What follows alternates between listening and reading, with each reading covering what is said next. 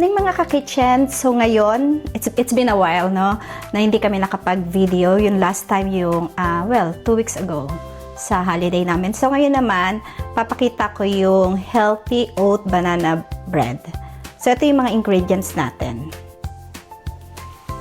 2 cups ng oat, rolled oat, 2 large eggs, optional ang raisins na half cup or pag meron kayong chocolate chips, honey o maple syrup, and baking powder. And of course, hindi pwedeng iwan ang ating banana. So may 3 banana ako dyan. Oops. So yung 3 bananas natin, drink, i-mash natin siya. Medyo mahirap, no? Pag mas overripe, mas maganda.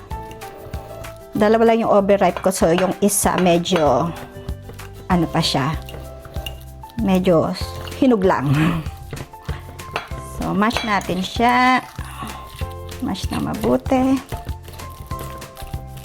Nakalimutan ko pala ang ating vanilla. Sandali, kukunin ko lang muna yung ating vanilla extract. 1 tablespoon ng vanilla. Tapos mash lang natin. Halu-haluin. Ilagay natin yung ating rolled oat.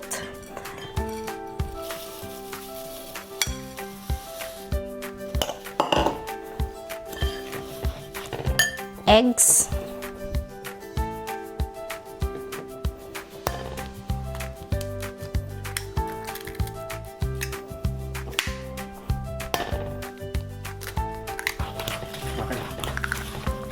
So, haluin lang.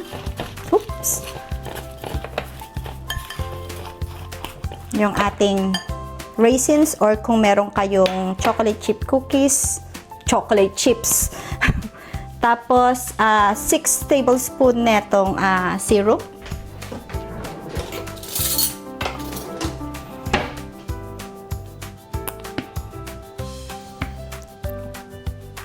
One.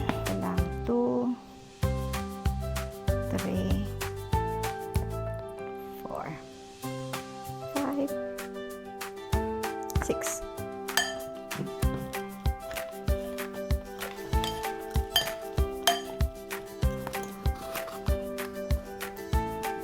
One tablespoon ng ating baking powder. So, halu-haluin lang.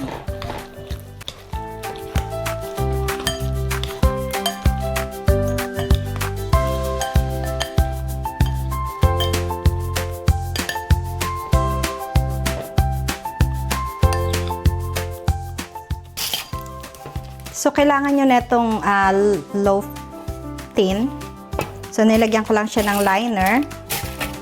Tapos, ngayon, isalin natin yung ating mixture dito. Sorry po, left-handed.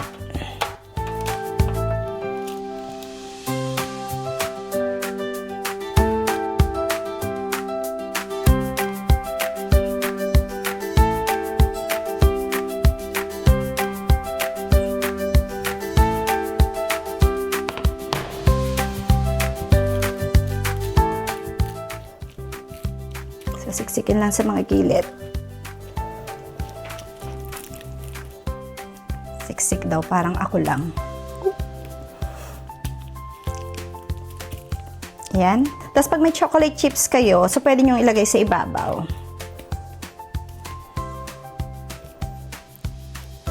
So ako siguro magdagdag pa ng raisins sa ibabaw para maganda siya sandali. So lagyan ko pa siya ng raisins sa ibabaw.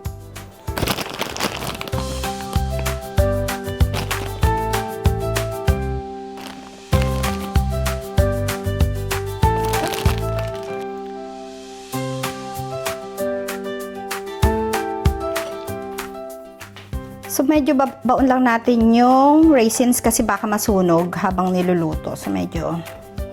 Bago ko pala ginawa to pinakita, nag-preheat na ako ng oven. So, sakto na to. ilalagay na natin siya sa oven. So, 170 degrees, tas lagay na natin siya sa oven. Dapat sa gitna. Set natin for 30 minutes. Kasi 30 to 40 minutes siya. So, we'll check it after 30 minutes na make sure na clean na yung toothpick pag chinek natin. Okay, so see you in half an hour.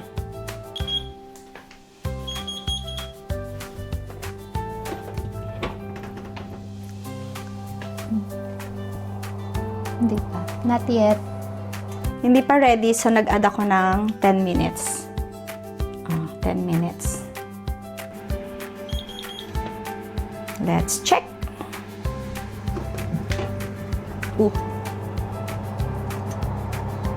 Malinis na. Okay, ready na.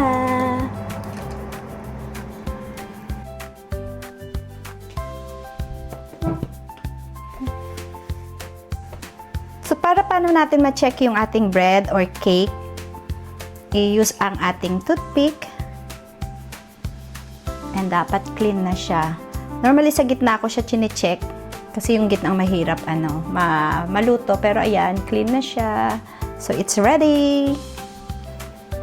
So, tapos na po yung ating healthy banana oat, rolled oat. Palamigin muna natin siya ng mga 10-15 minutes bago natin siya i-slicein.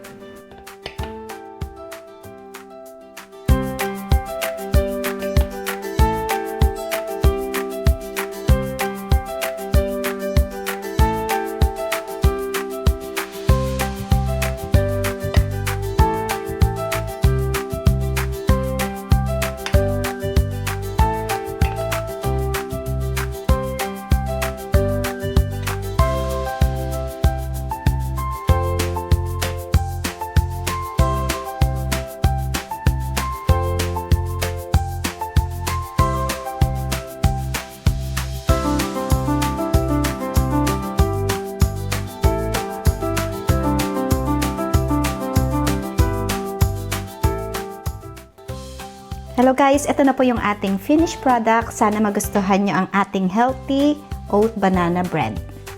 So sana po matry nyo rin pong magawa ito sa inyong bahay, and please leave us a comment pag natry nyo na, or bigyan nyo ako ng ideas, baka may other ideas kayo to improve the recipe.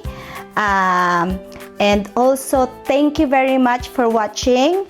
Please continue to subscribe, like, and share. Thank you. Bye-bye! Hindi na. Kakamayin ko. Ano ko na lang.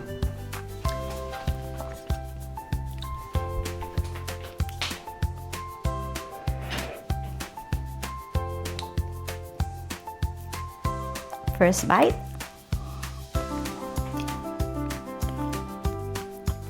Perfect yung tamis niya. And perfect din siya pang kape and to share with your friends, lalo na pang breakfast or pang merienda.